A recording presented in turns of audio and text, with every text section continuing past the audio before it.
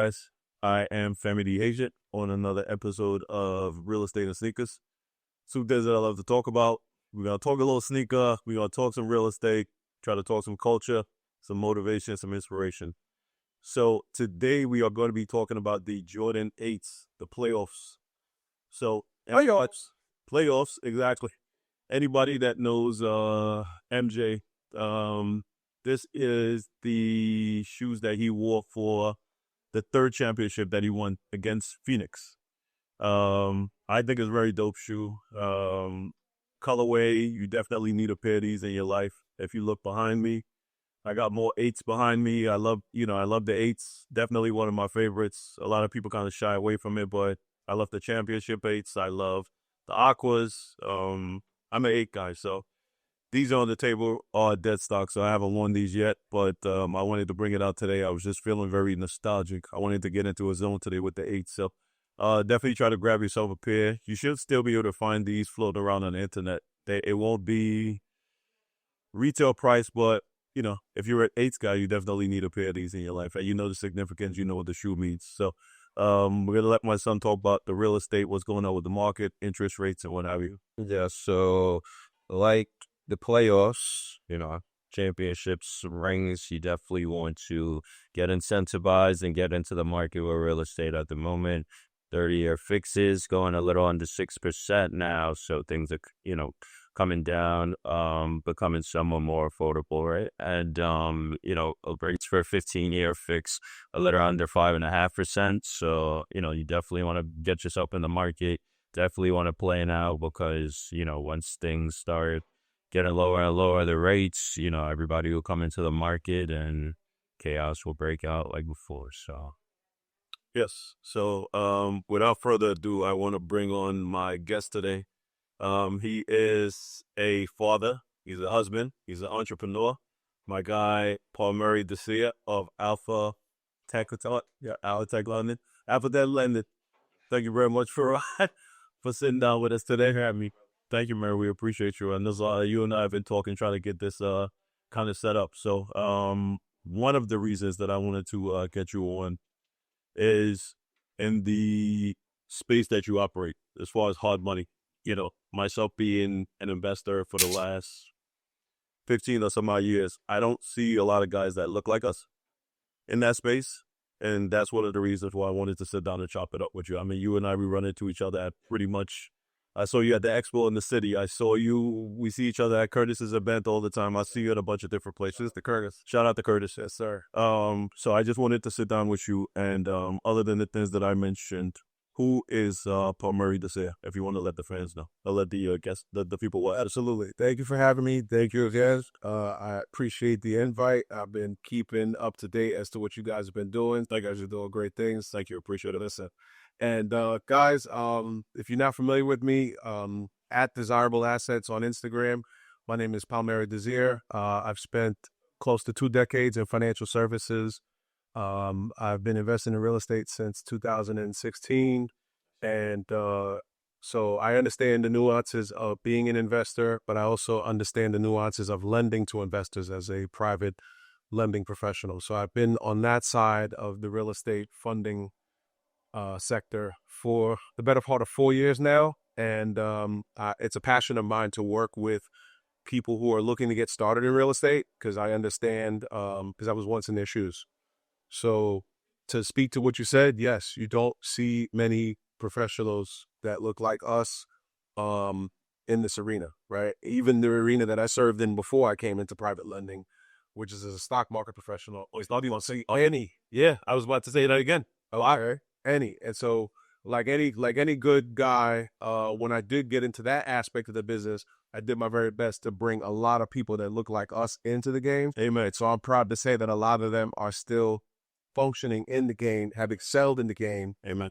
And yeah, it's a beautiful thing. So nice. So you said before Alpha Tech, you were in the stock market. Mm-hmm. Were you working on Wall Street or what was that like? No, I mean, I've been down to the exchange, both NASDAQ and New York Stock Exchange. I was actually just there in October for a charity event. Nice. But, I came in I want to say, 07. Okay. And, by then everything was online. I worked at firms on Long Island, so there was no need to really work for a firm on Wall Street per se, right? And the hustle and bustle of the briefcase and the suits and all that. And the whole thing, right? Yeah. Like everything you saw in what's the name of the movie? Wall Street with Michael Douglas and oh gosh, was the big brick fold? Big brick fold, yes. Everybody that you grew up in the 80s and the 90s, you knew what that was about. Right? Yeah, like Blue Horseshoe likes this. Yes, yeah.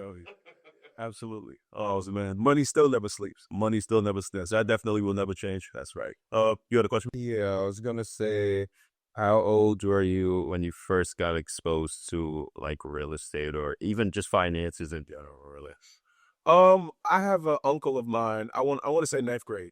Geez, I gotta play the tapes back to remember the age of that. But it was back then I was introduced to financial services in general as a concept, right? And my uncle worked for a reinsurer on Long Island that worked with high at risk type clientele, right? So if you remember the insurance storefronts, you see the storefront, you go in there, get your insurance. Get your insurance. Oh, Yeah. okay. For you, be like the brokers.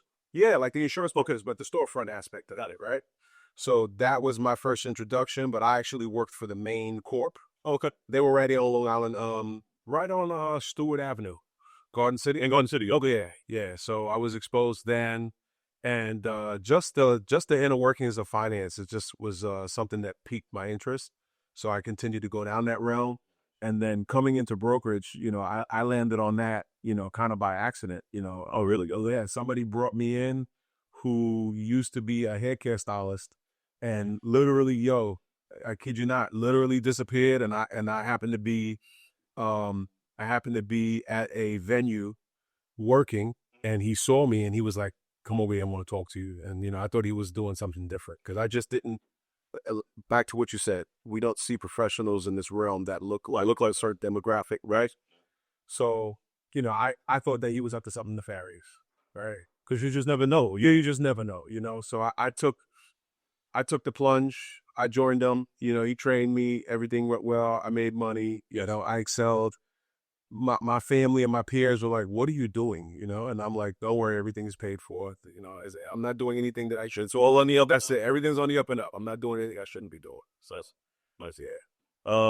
I normally wait till like the end of the show or towards the end to talk about sneakers, but if we want to do just a little bit of heat check today, because I see, I pulled out. These are the ones that Chicago's. Those are fire. Yeah, what I have on the hoodie, kind of where it all started from. Yeah. What you got on your feet? What are you rocking? I think these are the Concord 11s. Yes, I are. Yeah, the Concord 11s. I don't know if they're a special edition or not, but I brought these out just for this, right? Because they've been sitting in my closet for many years now, and I just, I'm not a YN anymore, so I'm not, I had They don't mind. Don't hear over here. So I said, sneakers and real estate, let me pull up correct, I saw you. Appreciate it. We appreciate it. And the 11s are actually one of my favorites. I love the Concords. Yes. I wanted to get the Gammas. I was gonna take the plunge for the Gammas, but I said, let me back off. Okay. You can still get up here. Yeah. Oh yeah. What you got on your feet today, son? I got some Nikes, some Maros, some comfortable, walk around shoes. Nice. Some nice from the front. Yeah, it's a nice walk around shoe though. Right, very nice. Very comfortable. I love it for comfort. What was if you want to tell us about your first deal as far as in the financial space, if you remember, smooth transaction or like a complete headache? My first fix and flip loan that I funded was on Long Island in Wyandanch on Straight Path. Oh, okay. You remember? I remember because it's on my way to my office. My office is in Woodbury, Long Island. So the borrower did not speak English, and How's that? Google Translate. The hell? Google Translate. All right. Google's your friend for you. Google's your friend. Google Translate. Send us a check. There you go. Send us a check. We got to translate. Check Google. That's it. So, that deal, fix and flip. I think they bought for, if I remember correctly, they bought for $430,000. I gave them a budget of $85,000 to fix the property, and the ARV came in at $689,000. Okay. Yeah, if you want to explain to the folks what ARV is, you and I know that. Yeah. So for those of you that don't know, ARV is a nice acronym for after repair value, right? It's the value that the property is going to be worth after the improvements are put in place. Nice. Yeah. And you said the after repair value you said on that property was a $689,000. Okay, and everything ended up going good. He got out in the amount of time he was supposed to. Yeah, he made his payments on time. Very important for a private lender. Made his payments on time. Folks, make your payments on time. Um, he chose an interesting color scheme. Okay, for the kitchen, right? And as a realtor, you can appreciate this. You probably, guys, when you're doing your fix and flips, you probably don't want to do your kitchen cabinets in Tiffany blue. At least not in whitish, not whitish. So, needless to say, it took a little time to sell, but he did manage to exit that property successfully. Yeah, yeah. Got it. For somebody that's new, what's hard money lending, and who is it really for? What is hard money lending? Hard money lending is a loan program for properties that are in distress, right? The property needs substantial repair, new roof, new walls, mold, whatever you can think of. And the loan term is typically 12 months in time, right? We don't need tax returns. We don't need W-2s. We don't need pay stubs. We do check credit, and we're looking for a down payment on the purchase of the property and to cover your closing costs. And so we will give you a percentage of the total purchase price and 100% of the funds you need to actually renovate the property. As I said, the loan term is 12 months in duration. And once you close, you start the work out of your own pocket, and then you call for reimbursement, which is called a draw. So you call for a reimbursement in phases, right? So when you close on your fix and flip deal, congratulations, you've closed, you own the property now. The next step, you got to engage in demolition of the property, right? So you can clear out all the debris, right? Get your nice blank canvas, and now you start your rough electrical, your rough plumbing, and things of that sort. Any ideas that you want to implement, any walls you want to move, that's the time. Any new framing, that's the time to do it. Yes. Right? And after that's complete, you can call for a reimbursement, and we will send an inspector out to confirm that the work was actually completed. And within 24 to 48 hours, we will follow up and send out a wire transfer to reimburse you. Nice. Who would you say should not be using hard money loans? Who would I say should not be using hard money loans? And there's a reason I'm asking you that. That's a good question. Who shouldn't use it? I think people who haven't been properly educated on how real estate investing works in terms of buying, fixing, and selling a property, because this is a time-sensitive loan product. Right? It's 12 months in term, and typically the interest rates are 11 to 12%, right? But I tell people it's about 1% a month. That's a good way of looking at it, right? And it's interest only. But the challenge is that why I say it's not good for people who don't understand real estate investing is because those payments can creep up on you quickly. And you're right. And then the loan will mature, and now you have a balloon payment, right? So for those of you that don't know, a balloon payment, I'm giving you a hard money loan for 12 months, and at the end of the 12-month term, we're looking for that loan to be paid off. And so all the funds will come due. The only way to pay off a hard money loan is by way of a refinance, where you extinguish the hard money loan itself, or by a sale, right? So that's usually the exit. That's the exit. Oh, yeah. You have people saying that hard money loans are expensive. When does speed justify the cost? Speed justifies the cost when the economics make sense. So in other words, if your numbers are good, then that's just the cost of doing business, right? I don't look at, the hard money loan being expensive when I'm buying a property for, I'll give you an example, buying a property for $290, putting $55,000 into renovation, and then selling it for $500,000.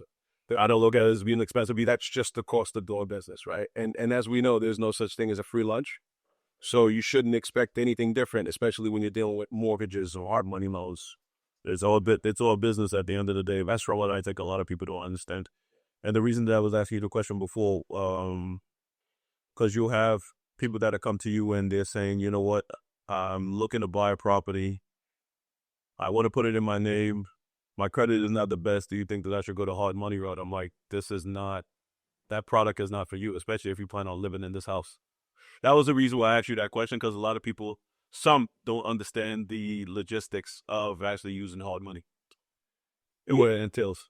So just to speak on that scenario, right? Because it sounded like you said that the person is trying to buy the property and use it as an owner-occupied, right?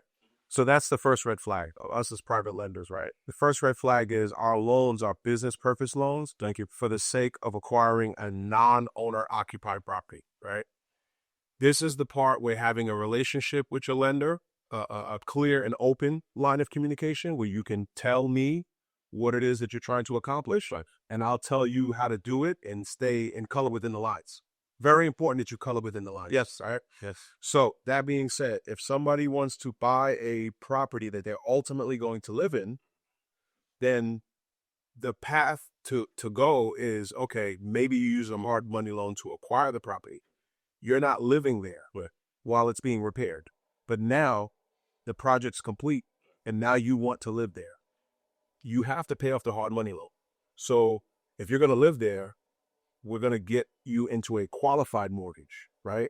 This could be an FHA or a conventional mortgage, and that is a owner-occupied type of loan, type of product, right? That's a loan product that permits you to live in the property. The nice thing about that is that hopefully, if you bought right, You said that before. We're talking off here. critically important. And let me stress this, guys. In real estate, if you buy right, it affords you the ability to make some mistakes along the way. If you buy right, right? But if you buy wrong, everything else that you do right may not be able to correct the fact that you bought it wrong. So it's very important that you don't screw up step one, which is making sure you buy it right. Okay. That being said, you buy a property for $445, you put 90,000 into it, the property appraises for $750. Now you decide you want to live there. Right. Get you a qualified mortgage loan program, and you may be able to work with that loan officer, at least get your closing costs covered through a seller concession. Right? Because you have enough equity there. That's right. You got enough equity there. And so always when it comes to loans, whether it's a hard money loan, a DSCR loan, or any type of mortgage loan program outside of a VA loan, there's always an equity contribution requirement. And that equity is going to come from the property itself, or it's going to come from your pocket, or it's going to come from a rich uncle. It may even come from family. But needless to say, there is an equity. I'm broke for contribution. It's Christmas time. We light right now. We like Little bill.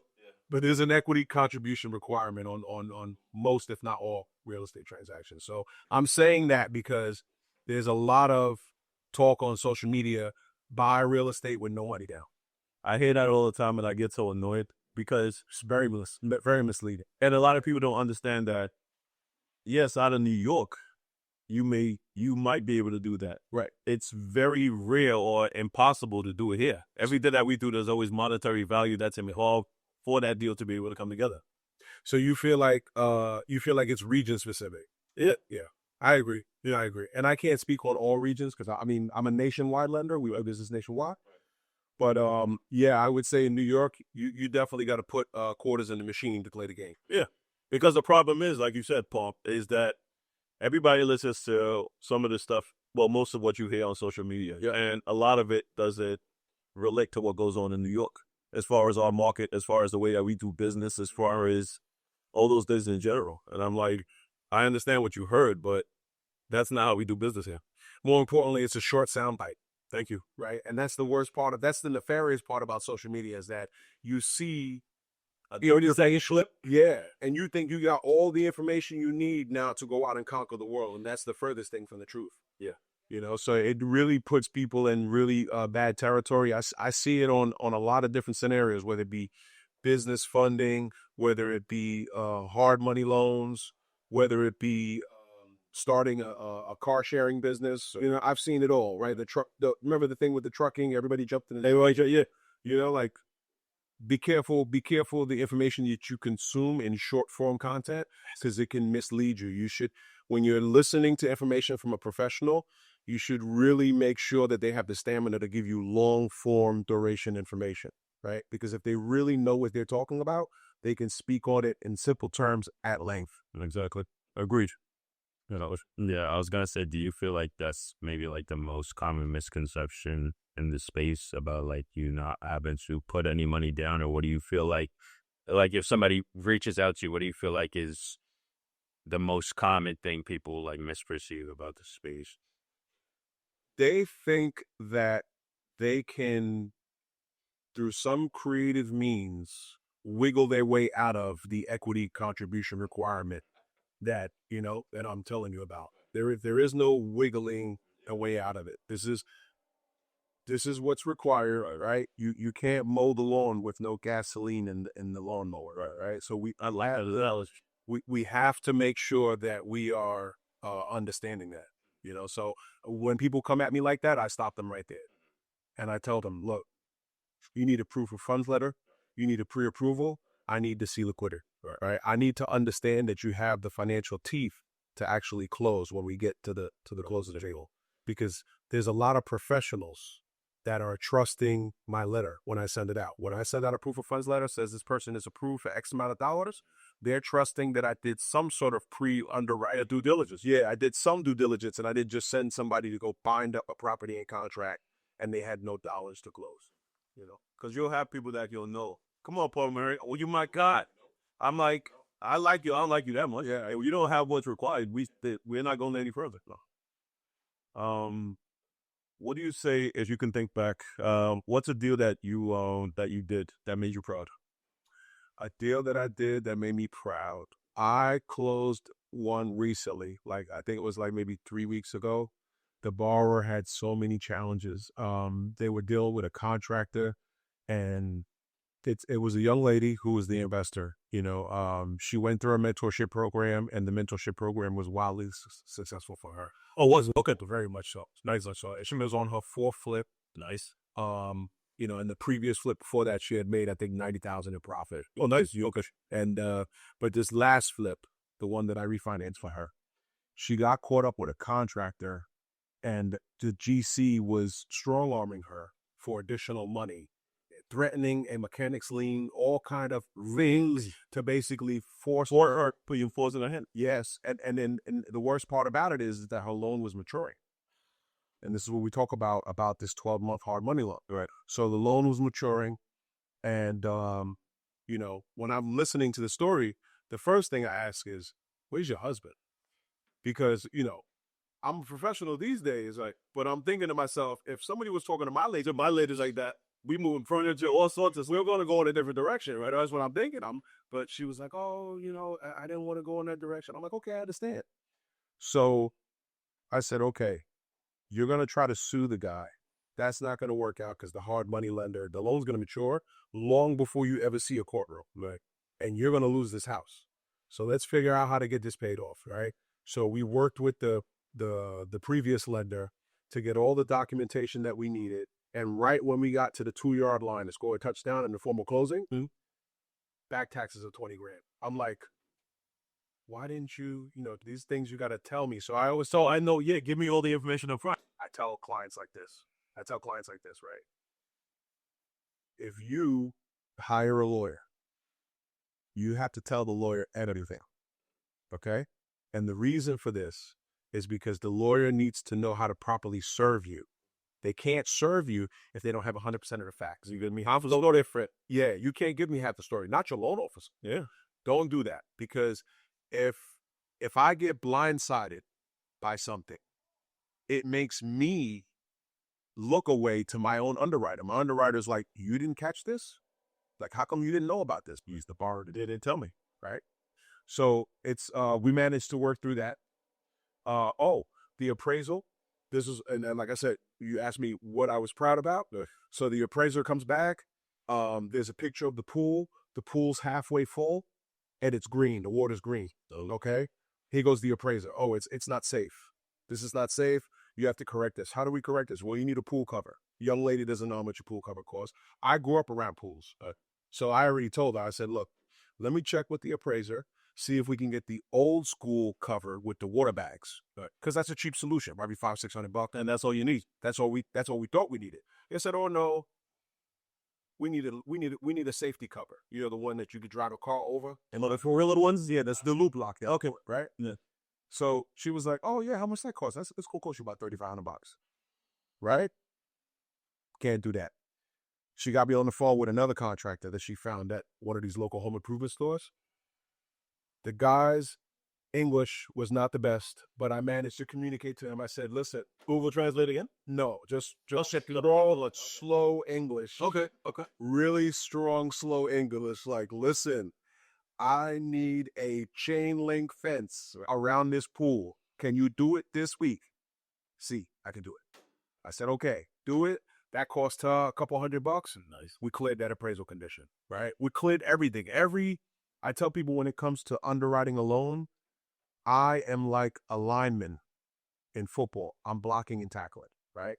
The underwriter's throwing this at me, I'm moving on, right? And that loan file was something that I had to, put a feather in my cap for that one. She's immensely thankful. I'm very, very happy for her. Nice. She's thrilled. I just closed one in Philly.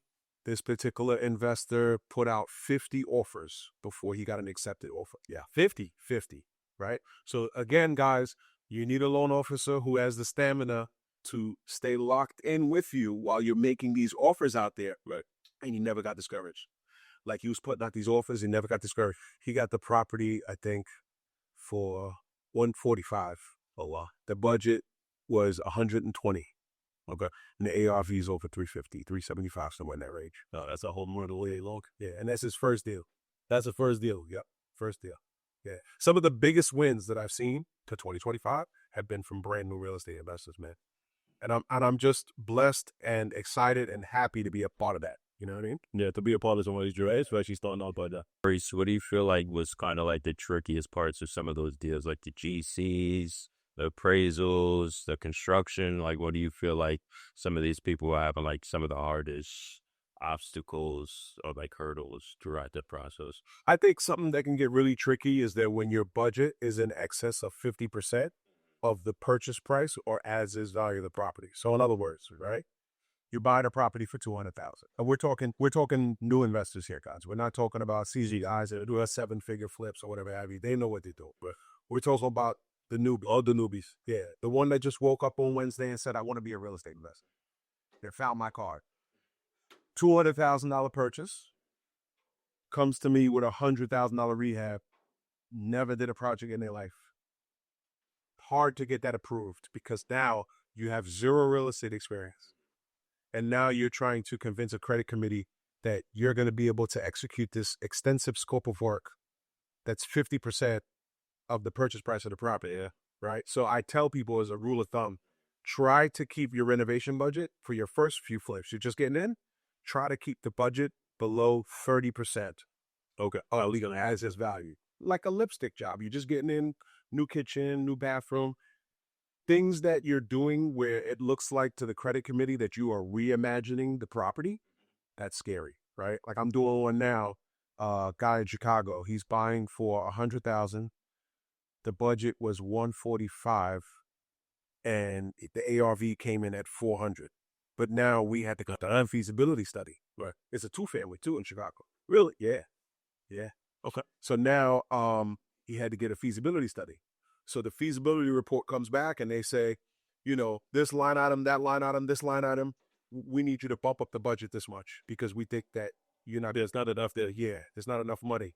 You're not Allocated. Yeah. Okay. Yeah. So I would say, but the way that guy explained it to me is Chicago's one of those places where everything you find is going to be heavy rehab. Okay. According to him. According to him. Yeah. According to him. Well, okay. What are you seeing right now in the market from a lender's perspective? Besides a lot of more scrutiny, a lot of scrutiny. Oh yeah, more scrutiny, more scrutiny. There are some circumstances, situations that have happened in certain markets, right? The Maryland area, Baltimore, Maryland, to be specific, right? A lot of DSCR loan fraud, appraisal fraud, things of that sort. Really? Yeah. Where these guys are manipulating the appraisals and they're closing on the loan and they're not making the payments and causing the loan default. literally 36 days after they close. It's a disaster. And are we talking seasoned investors? These are investors, and what they found is, according to reports, they have found that the concentration of where these investors come from are New York. Really? Yep. So a batch of New York investors Went down to Baltimore and caused a ruckus, and now a lot of lenders that used to operate there have pulled out completely. And I was in the middle of a refinance in Baltimore. I got the appraisal back, was going through getting final closures, and I had to call the borrower and tell him, we can't close. And he was like, why? And I sent them this article. I said, there is no loan facility that will provide you an exit. But here's what I told him and other investors. In a scenario like that, where the whole community, when I say community, the lending community, makes an adverse decision to completely pull out of a market, savvy investors or smart investors, right? They have the ability to now get better purchase prices, in my opinion, because you can go to someone that's selling their property and you could be like, ain't no bank coming. I'm all cash. What do you want to do? Right. What do you want to do? Right. But you just have to know that if you do that, you may not have an exit as the investor buying because you bought all cash. Right. And the lending community has made a decision not to go there for a while. They'll come back eventually, but everything I said, do right now. It's nuclear right now. We're going to touch it. So, wow. Okay. So, no question. Yes, I was going to say, with the rates and everything going on with the market, do you feel like hard money still makes sense? Hard money is always going to make sense. And the reason why I say hard money will always make sense is because there's always going to be inventory that's in distress that requires speed, right? So the advantage that hard money offers, it offers you speed. You can close quickly. And as real estate professionals, you and I both know, transactions rely on speed, right? So deals don't wait, and neither should you. You should be able to move very quickly.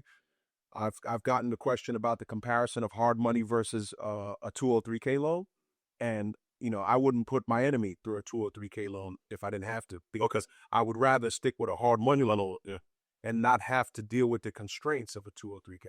Not saying that it's long guidelines and everything. Oh, that comes with it. Yeah, it's a very narrow hallway that you have to operate in, whereas hard money, you got a little bit of room to do things the way you need to do it, right? So, yeah, I would say that.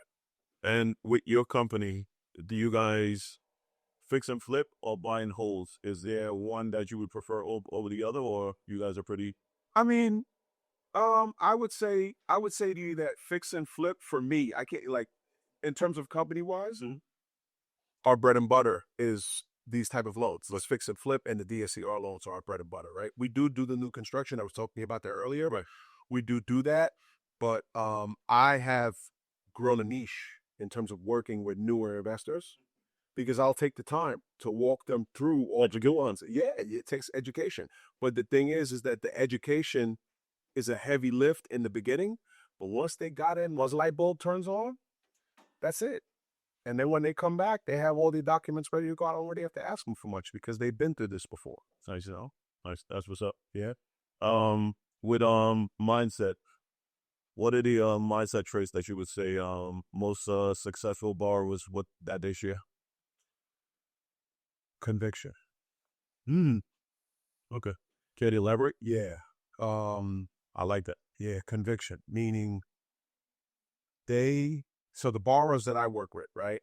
Again, I work with a lot of new investors who have been properly mentored, right? Proper training. And so once they have the principles in practice in terms of the mindset, as you mentioned, now they're just getting the reps in. It's like being in the gym and getting your form right, right? Okay. If you get your form right, I'm liking your analogy. I love the analogy. Thank you. I appreciate it. So you don't have to, weight that you lift in the gym is not nearly as important as form, right? So it's like, do you want to be the real estate investor who does like 50, 60 deals? Or do you want to be the real estate investor who gets one deal that eclipses the 25 or 30 deals that some other investor was doing, right? So that's why it's like buying right. You want to make sure that you are executing your principles properly, because I'm seeing it. Like, I'm telling you, I funded a guy in the Bronx, right? The guy bought a property, a single family, for $335,000. You hear me? Yes. 335 in the last 120 days. Yeah. 335 single family. Do you know the property appraised for 635 without him touching a wall? First time investor, never owned a piece of real estate in his life. Ever in his life. Never in his life. That's asked him about his family. Do your family? No, I'm the first one. I'm the first one to go to college. I'm the first one to own a piece of real estate. I say it. Whoa. I love it. First purchase. It gets better. He goes in, he adds a little value. Then it appraises for 730. I get him a cash out refinance. I do a refinance for the gentleman, 500,000, right? He puts two and change in his pocket, spins the block, comes back, buys a 2-family, 10 minutes away, 530. I give him a budget of 150. Now, look, I'm in New York. I told you I invest in real estate too. So what do? I pull up on him. Let me see the problem. Let me see what's right. Let me see what's going on. Because listen, lightning strikes once, but twice. Twice. So I heard the first one. I did the math on the first one. I'm like, wow. I doubled back. I went to tour the property. I said, this ain't gonna take 150 to fix. Right? But you said New York too. So no, but I said, look, it's not gonna take 150 to fix. He said, how much you think it's gonna take? I said, take about 80. He did get it done. Oh, yeah. And it appraised for 910. Now, I'm waiting for him to come back because he's looking to refinance the property and go again. I think he's got something he's bidding on in New Jersey now. He's got the real estate bug now. You can't tell him nothing. You can't tell him nothing because he's been properly trained. So he went through a mentorship program, right? Mm-hmm. Learned the fundamentals of real estate. The light bulb went off for him. He got a taste. Bought that first property, 335. He bought right, so it didn't even. Man, listen. He could have did so much wrong and still yeah. And the craziest part about it is that he's a brain investor. That's what I love it. Yeah, I love those types of stories. Love it. I love those types. So when people talk about there's no deals out there, I laugh at them. We told them. Where do you think a lot of those deals come from, or especially a newer investor, somebody sees and they might have, their pipeline there around though. They got a Femi in their back pocket, hit them with an off-market deal here and there. You know what I'm saying? Relationships matter, though. They matter. Relationships matter. Yeah, you know what I'm saying? It's very important. I tell people there is a thing. There's different forms of capital, and relationship capital is one of those forms, okay? Now, where you source your properties from is irrelevant because you could have got it from an estate sale. You could have got it from auction. You could have got it from the MLS. You could have got it from the short sale specialist. You could have got it from your dad. The bottom line is, no matter where you get it from, if you sign that contract and you bought wrong, where you got it from doesn't matter. Doesn't matter. Recipe for disaster. You could overpay at an auction. Happens every day. You could overpay every day. Absolutely. So where you source your property from is irrelevant. But back to that story I was telling about the gentleman in Philly. 50 offers before somebody said yes.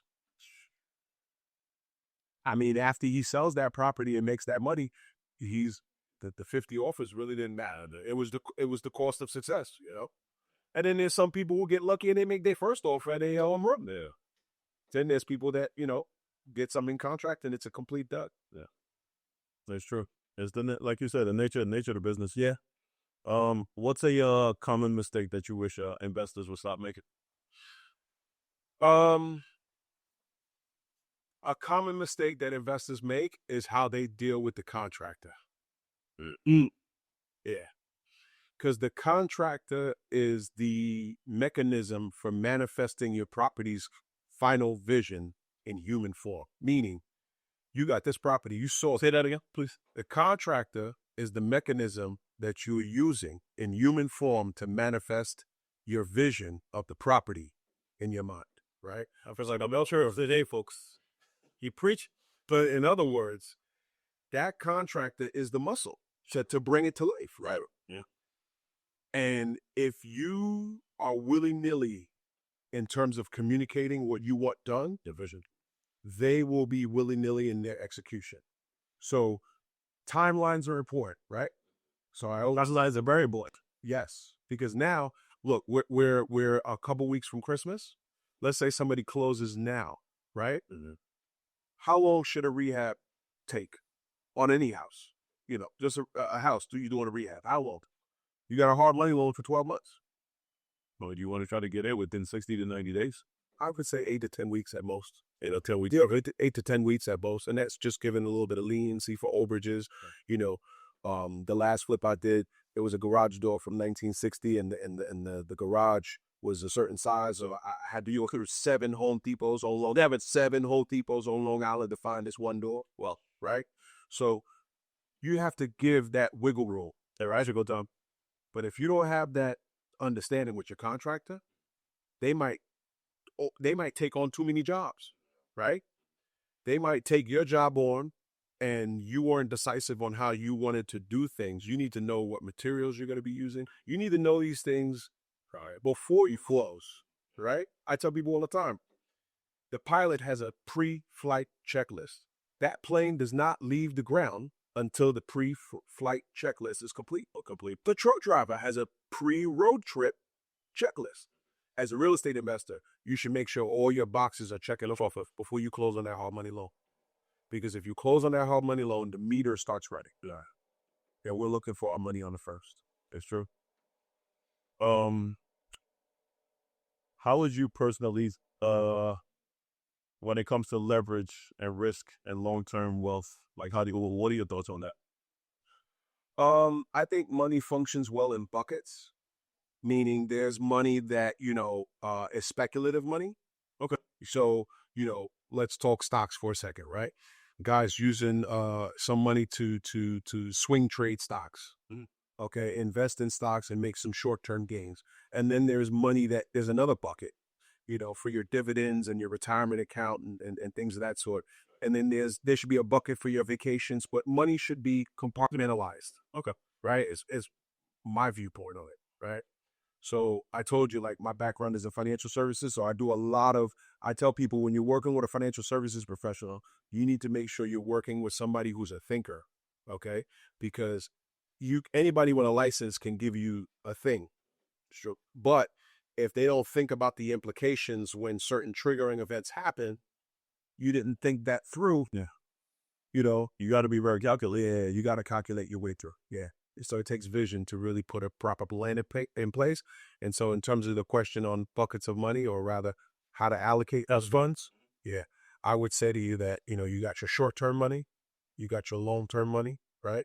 And I think risk management is critical. You got to know when to pull the parachute cord. Yeah. Like on even on the real estate investment. Real estate's one of those unique asset classes that it's not like a stock, where a stock has a stop loss. You could just, I lost 10% of my money, so now I'm automatically selling out. Real estate doesn't work. So you have to land the plane. Even if the plane's on fire, you got to land the plane. Nice. It's this new 50-year mortgage. What do you thought? Okay. Go ahead. It's a trap. Yeah, I was going to say, what's your thoughts? What do you think? I know you said you deal with a lot of newer investors. Would you recommend it to them? Would you, what's your? It's a great question. It's a great question, and here's how I would answer that. The investor that's looking at holding an investment property on a 50-year mortgage, I imagine that their tax professional will come up with some elaborate way to make it make sense. All right, because at the end of the day, the tenant is the one paying down this mortgage, right? My thing is that the 50-year mortgage is telling me that interest rates ain't coming down to what people thought they were going to come down to anytime soon. Okay, and that's a whole nother episode on why we think that interest rates are remaining persistently high. But just know this. If rates, they're screaming about affordability, right? So the idea is give them the 50-year mortgage, so we'll make it more. If they bring the rates down, it's going to drive the bids up, which drives up the prices, which makes it unaffordable, even more unaffordable, right? Even though we are stuck in a nasty vacuum right now. We're stuck in a nasty hallway right now with the world as far as real estate prices, economics. Right? Oh, it's out of whack, and none of us none of us had the capacity to pull a lever to make any changes. That's the worst part.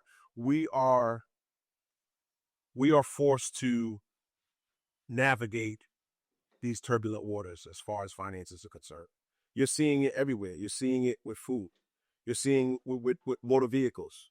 You're seeing it with your internet services. Now you're seeing this thing, do a 3-year price guarantee. Since when I had to do a 3-year price guarantee for my internet service? I used to be able to get in and out in the year. Yeah, it's crazy. These guys down the block got something better or something cheaper. I'm going down the block. Yeah. So I would say to you that the 50-year mortgage, in my opinion, is going to be something. People are going to get hurt by that, in my opinion, on people owner-occupied homes. Somebody that wants to own a home, they're going to say, oh, I could save $300-400. But you're not really counting the cost of that $300-400 a month saving, when you're paying almost triple the purchase price of the property. But I'll ask you these questions, and then we'll leave it. Do you think for someone that is looking to get in the door and the payments at a 30-year don't make sense? Yeah. Does it make sense for them to get into it, knowing that they're going into it and they're planning out an exit strategy? Yes. In a situation like that, I think it might be a good tool, and this is a maybe, right? I think it might be a good tool to use to get your foot in the door.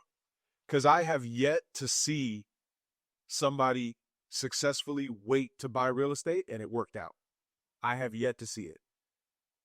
that's the point I'm trying to make to people, and everybody wants to fight you on it. Because when it comes to real estate, all of a sudden they become economists. All of a sudden now. Like I'm telling you, I have a property I'm dealing with in Brooklyn, and I started this conversation when it was still warm outside in terms of starting to refinance. Wow. So we want to wait. Late, right? We want to wait until the Fed Reserve decides, that the chairman decides to lower interest rates. How'd that work out for you? How's that working out for you? Not good. Not good. Not good. And the thing about it is that as a savvy real estate investor, higher interest rates rather are probably beneficial for you in terms of acquiring better deals. Because the person who's trying to buy a property is worried about interest rates from an affordability perspective, so that property may not be moving as fast because the cost of capital is high. And that might open the door for you to get a better deal as a buyer, right? But think about it. People are saying, you probably have some of your prospects, some of your clients, I want to wait until rates come down. That's like saying, I want to wait until these sneakers drop in price 50%. You think there's going to be any inventory left? When the price drops 50%, they're going to bum rush the door. They're going to come in droves. And it's the same thing with real estate. That's my opinion. You guys don't want to listen to me, so I bring somebody else here to tell you the same thing. I know people that have been waiting, they're all priced out of the market. I know people that have been waiting 2-3 years, all priced out of the market. I try to tell people that all the time. And, you'll have some that will listen because you're thinking about it from a sensible point of view. Yeah. And the ones that want to fight you on it, and, they say to themselves, listen, at the end of the day, we already own property. So for us, if you came to us and your end goal was to own the property, we are trying to find a way to help you get in the house. Yes. That's all our conversations are about. We give you the information, give you the advice, and we step back. Whatever you choose to do, we are okay with it either way. Yeah, and the decision is yours to make. But I'll say it again. I have yet to see anybody wait to buy real estate and it worked out for them. Right? I've even gone as far as to say to people, what if it's real estate that's not going up in value? What if it's your dollars going down in value, so it takes more dollars to buy the same real estate? Right? That's good. What if it takes more dollars to buy the same real estate because your dollars are going down in value, and it takes more dollars to buy the materials that it takes to build the real estate? Because the cost of everything is up. 2x4s, every smoke detector. Man, I put smoke detectors and everything. I was shocked when I saw how much smoke detectors cost. I was like, wow. So the cost of everything is up. And so the cost of real estate is going to continue to go up. And so especially where we are at, there's older housing stock here. So because there's older housing stock here, you can't count on new construction. As a matter of fact, new construction, what I'm seeing is mostly around multifamily on Long Island. right? I talked to some of the mayors, some of the politicians on Long Island. Right. They're pushing for multifamily because they're losing young people. Everybody's leaving. They're leaving the state. Yeah. One question for you about sneakers, then we'll jump off that and we'll wrap up. If money was no object, what is a sneaker that you are buying tomorrow? I'm buying the Yeezys that caused. You just made him smile when I said that. I'm buying but not just any Yeezy. I'm buying the Red Octobers, the ones that made Nike and Kanye fall out. And yeah, I'm buying those because that's just a moment of chaos. Like those sneakers are dope. I think that's about it. Yeah, I think if I did, money was no object here. When I did, there's a crazy sneaker. Red October, I like that. 5-figure sneaker at the end. So I forget the name of. There's a couple of them. The Jordan, when Kobe Bryant, rest in peace to Kobe Bean Bryant, when he was looking to get with another sneaker brand, Brand Jordan made they made 2 pairs for him, the Jordan 3s and the Jordan 8s. It's a pack, and those, when he passed away, people were selling those for up to $150,000. I'm today years old when I discovered that. I know that. Yeah, the 3s and the 8s, $150,000. Yeah. That's a down payment on a nice house. It's a very nice down payment on a very nice house. You got questions? Yeah, I was gonna say, to close up, what advice would you give to someone trying to fund their first deal? Let's have a conversation. Let's have a conversation. But more importantly, make sure that you got the right mentor. Mentorship is important. Yeah. Because if you like I said, if you understand it in principle, you can apply it based on your understanding now, right? It's applied knowledge. So get the knowledge. Get the knowledge. Get around other professionals who are doing it, right? Put yourself in those rooms with people that are getting the stuff done that you're trying to get done. And you'd be surprised, man. People that are having success are actually very forthcoming to share that information to a degree, So mentorship, yeah. And let's have a conversation. Nice. What was I going to ask you? With your company, two things that I love about what you said, which is what I touched on in the beginning, was that in the hard money space, I don't find a lot of people that look like us, our demographic, which was one of the reasons why I wanted to sit down with you.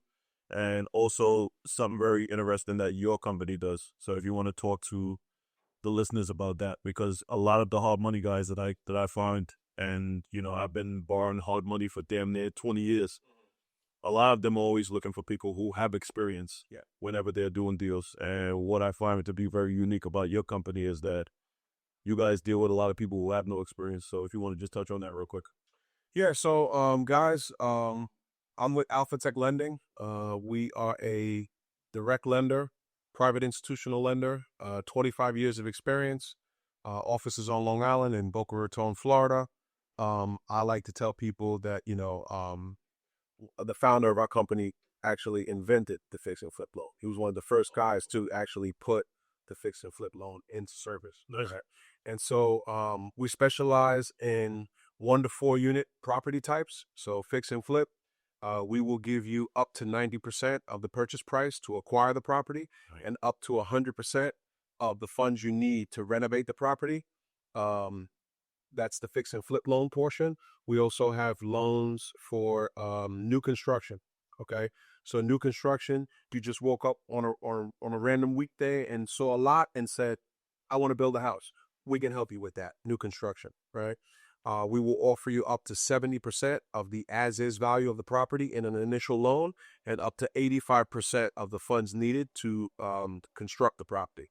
As far as new construction loan programs are concerned, we have that for brand new investors, right? It used to be a product that was reserved for people with experience, but after a strong argument on my side, we were able to come up with a loan program for brand new investors. So in 2026, if you are looking to get started investing in real estate, it's important that you have the right capital partner, one that understands what you're trying to accomplish, so we can craft a custom loan program tailored for your needs. We also offer DSCR loans, right? And so DSCR is just an acronym for debt service coverage ratio, right? And what does that mean? Your property is generating, just for an example, $1,000 a month in rental income, and now your mortgage is $1,000. That means that your DSCR is a 1, meaning for every dollar of cash flow you're bringing in, you can service $1's worth of debt. Everything above a 1 improves your situation, right? So if you have a 1.25, that means that your cash flow is $1,250 for this example, and your mortgage is $1,000 a month. You have an additional 25 cents on the dollar, or $250 for every 1,000 to put in your pocket. And from a lending perspective, it makes you as a borrower and makes you look stronger, right? One of the strongest deals that I've done this year is for a gentleman that mentors real estate investors. And, that one came in at a 2.5 plus on the DSCR. What that means, Femi and Fed, what that means is that if the mortgage was $1,000 a month, the guy's bringing in $2,500 plus. So he can cover the mortgage 2 times. Plus 2 times? Yeah, more than 2 times over, right? And that only comes from being a strong real estate investor and knowing the fundamentals of investing in real estate. We also offer commercial loan programs as well. So if somebody wants to buy a warehouse, self-storage, a restaurant, right? We can do alternative property types too. But yes, we do multifamily fix and flip. We do mixed use fix and flip. Those programs we do require all geared at policy, of course, yeah. But otherwise, if there's something that you want to buy that has a real estate component tied to it, I more than likely can help you.